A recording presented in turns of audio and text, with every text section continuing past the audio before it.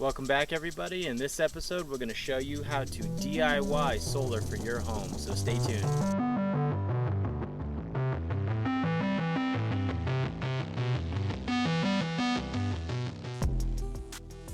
Thanks for joining me for another episode. I'm Kay the Guy, and here I'll teach you how to grow, fix, and build anything around your home.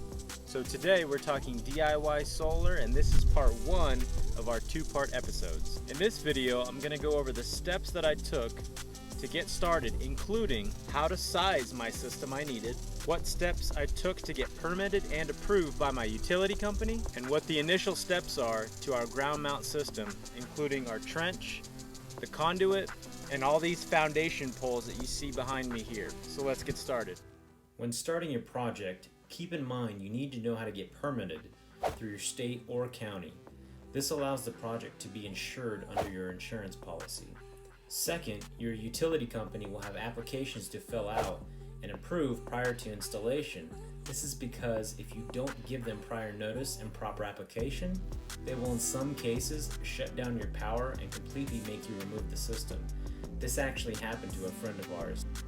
So once you've gotten your location permitted, an application completed from the utility company, now you need to figure out what size of system you need to either offset your energy or remove it completely. This is a quick snapshot from Wholesale Solar on how to calculate the size of your system.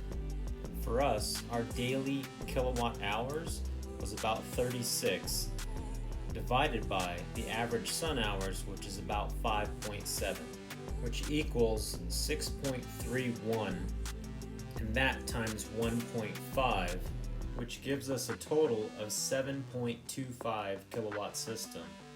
Now in our system, we decided to upgrade to make sure that we're actually creating more power than what we're actually needing at a bare minimum. So we opted for a 9.6 kilowatt system. So after figuring out our system, getting all the proper permitting and application done through the utility company, we then decided to go ahead and get started on trenching for our conduit, and keeping in mind that that depth had to be a minimum of 18 inches, which leads me to my next quick tip to help you guys out. Now we had already cut our trench and dropped our conduit in, which was two conduit, one on top of the other.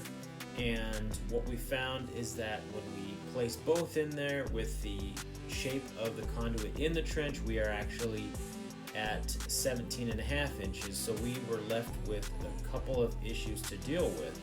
Now the best way we found to address the issue of being too shallow was actually to fire hose the shallow parts of our trench into the deeper parts of our trench. Now this only worked because the house is higher than the grade of the array, so the water is able to push downward through the trench to clear out some of that mud that really was keeping us from getting to the right depth to get our inspection signed off on.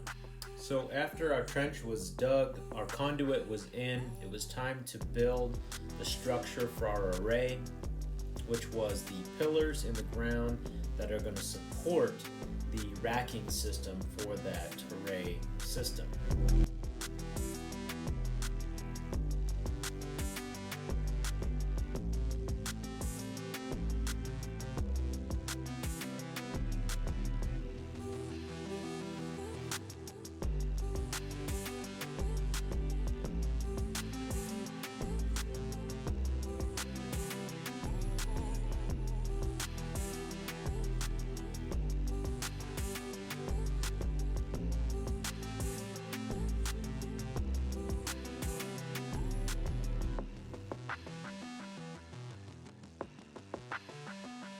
That concludes part one of our solar array build. Stay tuned for the next episode when we put all the components together and get a working system up and running for you. Thanks for joining me, guys.